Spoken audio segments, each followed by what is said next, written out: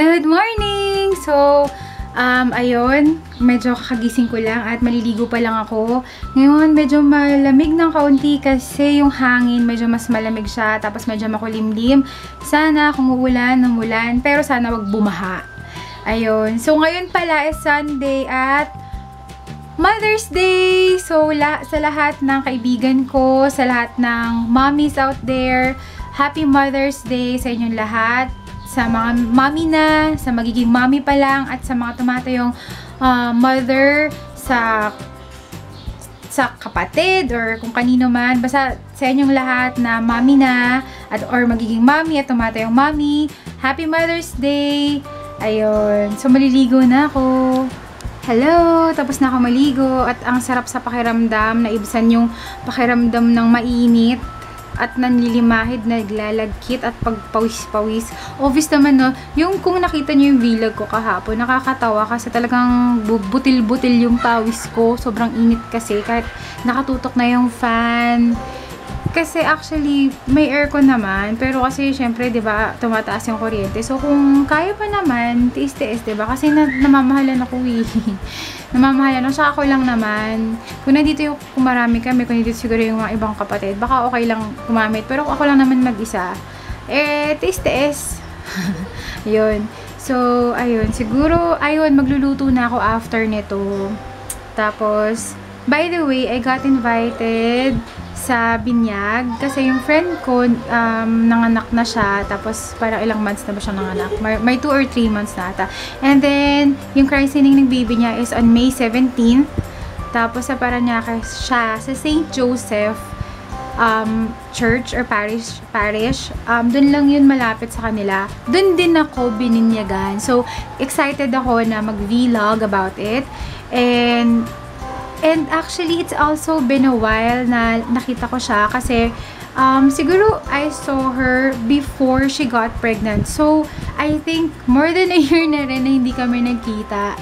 And siguro I think the last time we saw each other, I'm not sure kung yun ba yung nagpunta kami sa SNR or sa MOA or yung dun sa Landmark. Alam ko, nag-ikot kasi kami noon, tapos nagtingin kami ng mga brushes.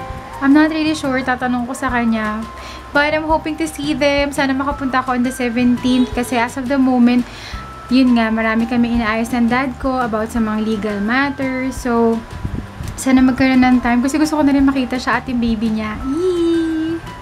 Tara, bababa na ako at magluluto. Hello! So, nagluluto na ako at pina-fry ko na yung pork kasi sweet and sour pork ang lulutuin ko. Ayan. So, sana maging masarap. Grabe, lakas ng mga putok-putokin talamsik. Sakit.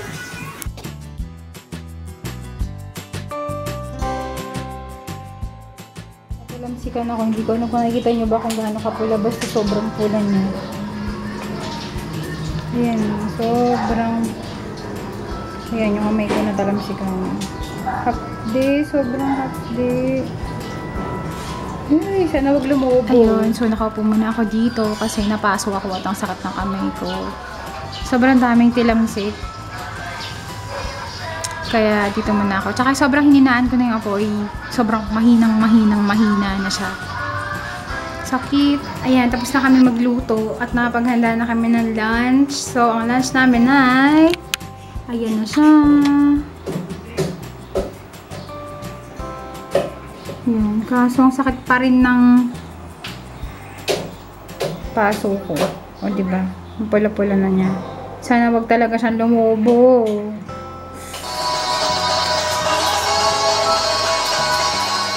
Hello!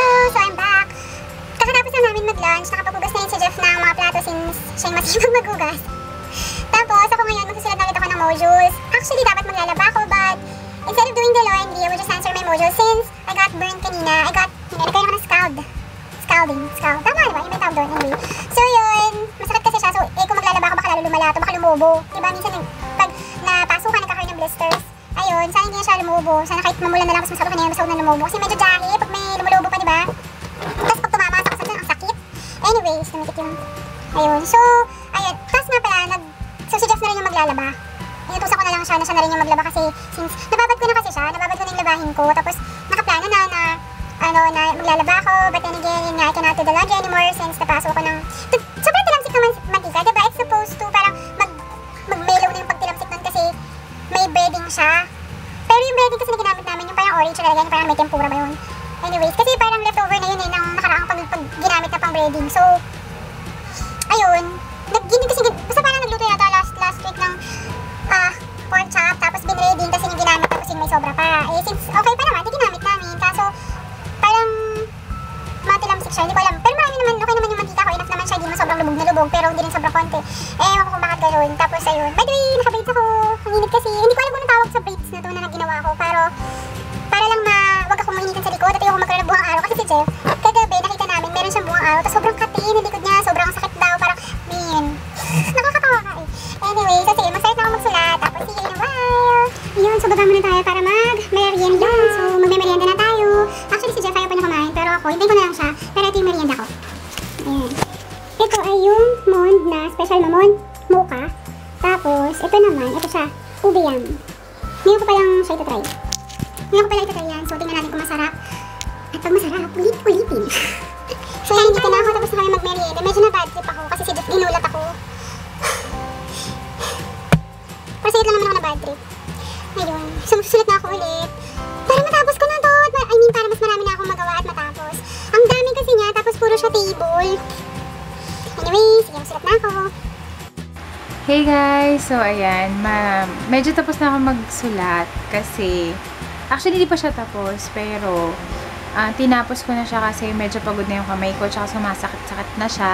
Pagpapatuloy ko na lang yun bukas. So at saka ngayon, hinihintay ko na lang na tumawag si Aryan kasi sabi niya maligo muna siya. Tapos after nun, matutulog na kami. Ayun, by the way, Happy Mother's Day ulit sa lahat ng mommy. Magiging mommy at tumata yung mommy. Sa lahat ng friends ko, Cheryl, Serlyn, Mavi. Ayan, si Ann, happy Mother's Day sa inyong lahat. Plus, kanila, Aryan, si ate, Asinet, ayan, tsaka si Ann. Ann din yung name ng hipag niya. So, ayun, Happy Mother's Day. At kay Mami Yoli, kay Mami Yolanda. Happy Mother's Day! Kay Tita Wen, kay Tita Beck. Sino pa ba? Ayun, kay Ate Babes. Best friend ng mama ko. Tsaka, ayun. Tsaka sana nakita mo ako kung nasa ka man. Happy Mother's Day, Ma. I miss you and I love you. Medyo nakakalungkot, no? Kapag mayroon kang mama, tapos wala ka ng mama. Parang, tapos, wala lang yung feeling lang kasi na mag-1 year na kasi yung death. Mag-1 year, or mag-first death anniversary na kasi si mama sa May 22. So, ayun, nakakamiss talaga magkaroon ng mama. Lalo na ngayon dito sa bahay. Ako lang tsaka si Jeff yung tao. Yung mga kapatid ko kasi may mga trabaho sila. So, sa ibang places sila nagsistay. So, ayun. Yeah, nakakalungkot. Tahimik yung bahay. Dati kasi nung nandito kami, nung buhay pa yung nanay ko, parang, lagi kami nagsisigawan nun. Hindi naman yung nag-aaway, pero parang lambing lang na, ano ba yan, ma? Yung mga ganun. Basta ganun, noong una kasi hindi niya mag-gets yung mga joke namin, na-offend siya kasi feeling niya parang nakakabastos, ganyan. Kasi diba, parang nauso yung pagsagot-sagot. Hindi naman yung pabalang, yung parang pa-joke na mga pagsagot, ganyan. Eh parang noong una hindi niya nag-gets yun, hindi niya naintindihan. So parang na-offend siya doon. Pero nung tumagal na, nakakatawa kasi siya na yung pa-joke lahat yung sagot. Ako na yung napipikon. Ayun, nakakamiss lang. Pero in fairness, actually kasi parang years back, na-realize ka na tumatanda ng nanay ko. Ayoko na parang dumating yung time na magsisi ako na hindi ako nakapag-spend ng time sa kanya. Buti na lang kahit papano na-realize ko yun kasi kahit papano nakapag-spend ako ng time na sa kanya na naging okay kami kahit papano kasi before talaga maluyo yung loob ko sa kanya kasi siguro kasi bata pa ako tapos hindi ko maintindihan yung mga pangaral niya.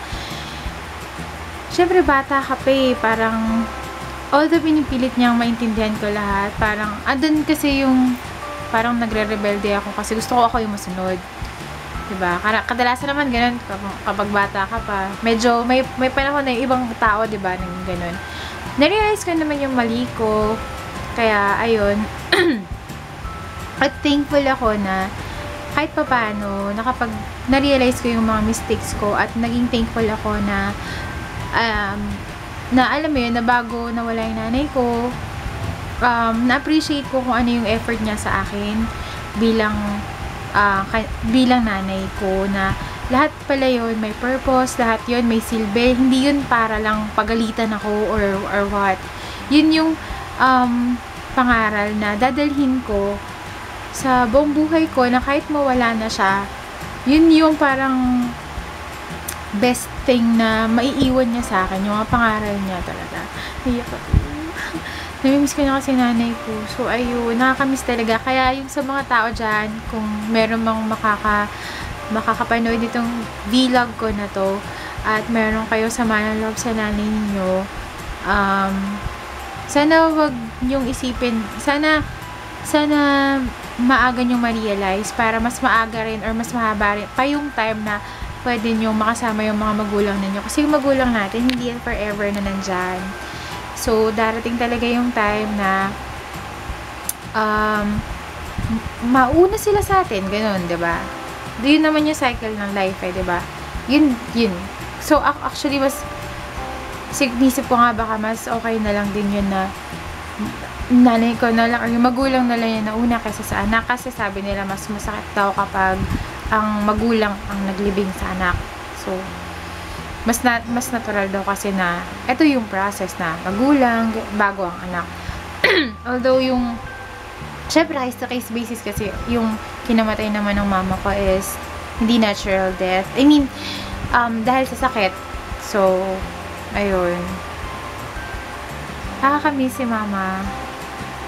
Namimiss ko na yung kapag inaasar ko siya. So, yung pag sinasabi ko na, na mali mga pronunciation niya, ganyan. O kaya, sinasabi ko sa kanya na, mama, naamoy ko na yung kilikili mo, maligo ka na. Namimiss ko na siya awayin. Kasi ganun ko siya lambingin. Yung parang, binubuli ko siya. Tapos siya rin naman binubuli niya ako. Ano. Yung mga ganun. Nakakamiss. Sobrang nakakamiss. Kaya ayun nga, as I was saying, yung mga tao dyan na meron pang nanay, sana ma-appreciate niyo yung nanay niyo, kasi malungkot kapag wala nang nanay. Nakaiyak, nakainggit. Ayun. Kaya tsaka isang bagay pa, isa lang yan eh. Isa lang ang nanay niyo eh. Maswerte kayo kung dalawa. 'Di ba? Kaya ma-appreciate niyo sana lahat ng effort ng nanay niyo para sa inyo. Kung pinagagalitan man kayo, may purpose sila doon. Hindi yun para basta pagsabihan kayo or awayin lang kayo or paggalitan. Hindi yun basta parang inaaway lang kayo eh. May purpose yun kasi gusto nila ang best para sa inyo. Gusto nila na, alam niyo yun, siguro, kagaya ng sa nanay ko na, sabi niya before, masaya na siya, okay na siya. Kasi napagtapos niya na kami, nakatapos na kami ng 3 yun, diba? So, tingin niya best yun para sa amin na makatapos kami. And, masaya na siya sa ganung bagay. Kaya, kayo kung napapangaralan kayo ng mama ninyo, ng daddy ninyo, or ng magulang ninyo, wag masyadong sumama yung loob. Isipin nyo rin yung positive side noon, kasi para sa inyo yun at para sa ikakabuti nyo rin yun. Para sa future nyo, kasi siguro naman walang magulang ang gustong mapasama ang mga anak nila. Ayun. Emosyonal. Namimiss ko lang kasi nanay ko. Anyway, so maghihilamos muna ako. Tapos hintayin yung tawag ni Arian. At that's all for today's vlog, everyone. Happy Mother's Day sa lahat ng mommies out there. And sa nanay ko, again, Happy Mother's Day, Ma. I miss you and I love you.